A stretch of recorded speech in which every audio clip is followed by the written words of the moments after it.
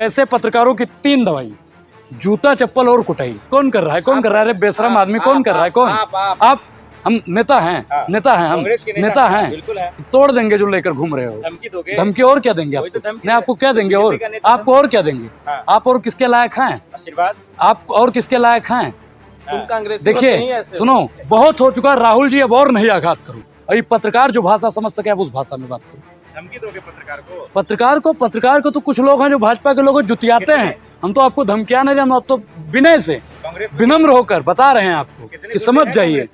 आपको मैं समझा रहा हूँ कि वक्त से पहले अगर नहीं सुधरोगे, वक्त से पहले नहीं सुधरोगे तो राहुल गांधी जी ने जैसे बताया था ना, किसी न किसी दिन सरकार बदलेगी। और जिस दिन सरकार बदलेगी उस दिन ऐसी कार्रवाई होगी कि दोबारा ही कार्रवाई करने की जरूरत। चुनाव है, बृजभूषण है, मुद्दा महंगाई है, बृजभूषण है, मुद्दा किसान की एमएसपी है, बृजभूषण है, मुद्दा इस देश की जनता है या बृजभूषण है? आप बताइए।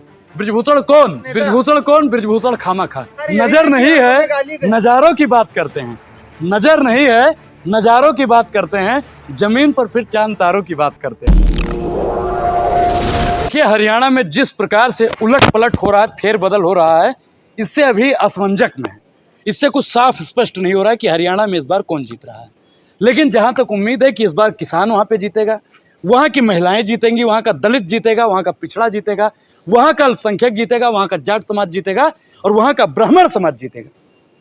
बीजेपी जीत रही है, नहीं पता आपको? देखिए बीजेपी जीतेगी कि नहीं जीतेगी बाद में तय होगा, लेकिन एक बात तो स्पष्ट हो चुकी है, जो कांग्रेस का मैनिफेस्टो आया है वो जनता के हित में है।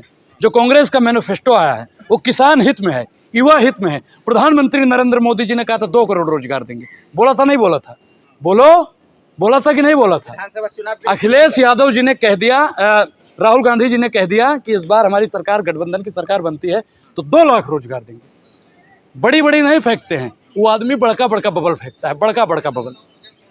लेकिन राहुल गांधी जी, कांग्रेस पार्टी, इंडिया गठबंधन उतना ही बोलता है जितना वो करने की क्षमता रखता है। राहुल गांधी डर गए क्या? नहीं, राहुल गांधी डरेंगे क्यों? गांधीवादी विचारधारा के लोग गोडसेवादी विचारधारा से डर नहीं सकते हैं। नफरत के बाजार में मोहब्बत की दुकान खोल रहे हैं। अगर डरे नहीं तो चुपके से आज गए हैं करनाल, हरियाणा की दहलीज पे। नहीं, देखिए 2 चीज होता है। कई जगह होता है विनम्र होकर जाता। हम लोग तो गांधीवादी विचारधारा के लोग हैं। गांधी जी हिंसा को बढ़ावा नहीं देते थे और गोडसे समझ गए ना। अरे तो चुपके क्यों गए? बोलिए ना साफ साफ, डर गए राहुल गांधी? डरता वो है जिनकी हड्डियों में पानी भरा होता है, और डरा वो होता है जो हाथ में चूड़ी पहन के रखता है। राहुल गांधी जी हाथ में हथकड़ी पहनने के लिए तैयार हैं, क्योंकि महात्मा गांधी ने भी हथकड़ी पहनी थी और पटेल साहब ने भी हथकड़ी पहनी थी, नेहरू ने भी पहनी थी। तो कई लोगों ने हथकड़ी पहनने का काम किया। अनुराग ओझा ने भी हथकड़ी पिछली बार अप्रैल में पहनी थी। दौरे हरियाणा भागे, पहलवानों से मिलकर रोने लगे, हाय तौबा जिता दो हरियाणा। देखिए राहुल गांधी रोने का काम नहीं करते हैं, और पहलवानों की बात राहुल गांधी जी लगातार करते हैं।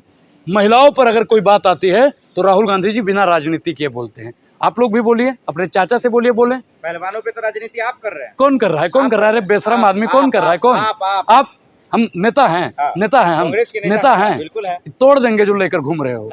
धमकी और क्या देंगे आपको? नहीं, आपको क्या देंगे? और आपको और क्या देंगे? आप और किसके लायक हैं? आशीर्वाद आप और किसके लायक हैं? देखिए सुनो, जो बहुत हो चुका भैया, बहुत हो चुका। राहुल जी अब और नहीं आघात करो। अभी पत्रकार जो भाषा समझ सके आप उस भाषा में बात करो। धमकी दोगे पत्रकार को तो कुछ लोग हैं जो भाजपा के लोगों को जुतियाते हैं। हम तो आपको धमकियां नहीं, हम आप तो विनय से विनम्र होकर बता रहे हैं आपको कि समझ जाइए। आपको मैं समझा रहा हूँ कि वक्त से पहले अगर नहीं सुधरोगे तो राहुल गांधी जी ने जैसे बताया था ना, किसी न किसी दिन सरकार बदलेगी। और जिस दिन सरकार बदलेगी उस दिन ऐसी कार्रवाई होगी कि दोबारा ही कार्रवाई करने की जरूरत नहीं पड़ेगी। अनुराग जी, हरियाणा में विनेश फोगाट भी चुनाव लड़ रही हैं, क्या लग रहा है इससे हरियाणा चुनाव पर असर पड़ेगा? देखिए हरियाणा चुनाव एकदम स्पष्ट है। हरियाणा में इस बार विकास की आंधी चल रही है। इस बार हरियाणा की जनता कह रही है कि मुझको रोजगार चाहिए, हरियाणा की महिलाएं कह रही हैं कि हमको सुरक्षित चाहिए, हरियाणा का किसान कह रहा है कि इस बार हमको हमारा एमएसपी दुगना होना चाहिए, और हरियाणा का युवा कह रहा है कि अग्निवीर जैसी योजनाएं बंद होनी चाहिए। हरियाणा का युवा, हरियाणा में 37% से ज्यादा बेरोजगारी है। प्रधानमंत्री नरेंद्र मोदी जी कहते सब कुछ चंगा है, रावण लाख बुरा था, लेकिन उसके सरकार में बेरोजगारी दम 0 था, क्योंकि उसने सबको रोजगार दे दिया था। सब्जी चमका है तभी तो मोदी जी चमक रहे हैं। चमक तो आप भी रहे हैं, इसका मुंह दिखाइए जरा। आप भी तो चमक रहे हैं। नहीं, मैं तो चमक रहा कितना हूँ। पैसा दिया राहुल गांधी? जितना पैसा आपको भाजपा वालों ने दिया है दलाली करने के लिए, कितना आपको कितना का मिला है? नया कुर्ता कितना का? बस आज का पत्रकार मैं इसीलिए कहता हूं कि ऐसे पत्रकारों की 3 दवाई, जूता, चप्पल और कुटाई, ये लोग उसी के काबिल हैं। क्योंकि इनको हमारे शर्ट से दिक्कत होती है, हमारे पैंट से दिक्कत होती है, हमारे अंडरवियर से भी दिक्कत होगी आप लोगों को। कौन सा पहने अंडरवियर? देखना है। हाँ। ये पत्रकार हैं, कबाड़ी उबाड़ी को काहे पत्रकार बना के ले आते हो आप? ओझा जी, आपको क्या लग रहा है? सुनने में आ रहा है बृजभूषण सिंह भी हरियाणा पहुंच रहे हैं भाजपा के लिए चुनाव प्रचार करने। देखिए, मैं माननीय नेताजी पर कुछ विशेष टिप्पणी नहीं करना चाहता हूं, लेकिन मैं इतना ही नेताजी से कहना चाहता हूं कि अगर आप जाएंगे और सोना को छू लेंगे, सोना को छू लेंगे तो माटी हो जाएगा। तो आपके लिए इतना ही अच्छा है कि आप हरियाणा बृजभूषण सोने को छू लेंगे तो माटी हो जाएगा। सोने को छू लेंगे तो माटी हो जाएगा। बृजभूषण कई बार के सांसद हैं, वो उनका पुत्र भी इस बार सांसद बना, पैसा कैसे देखिए, ये लोकतंत्र की खूबसूरती है। जनता किसी को भी चुन लेती है। कंगना रनावत जैसे लोगों को चुन लिया तो करण भैया जैसे लोगों को काहे नहीं चुन तो सकती है? कंगना रनावत भाई अभिनेत्री हैं, राष्ट्रीय पुरस्कार उन्हें मिला हुआ है, तो जाहिर सी बात है जनता उनके साथ ही मंडी से वो लोकसभा चुनाव जीती। तो मैं भी नरेंद्र मोदी जी का चरण चुम्बकम करने लगूं, मुझे भी राष्ट्रीय पुरस्कार दिलवा दीजिए भैया।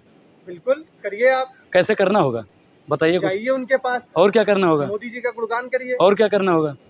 बस इतना। है। आपको मिला कि नहीं मिला वो पुरस्कार? हमको नहीं मिला, हम तो पत्रकार। अरे महाराज, ये देखिए, हमारा 24 घंटा सवाल पूछना है। 24 घंटा चरण चंबकम, 24 घंटा दलाली, इनको पुरस्कार नहीं मिला।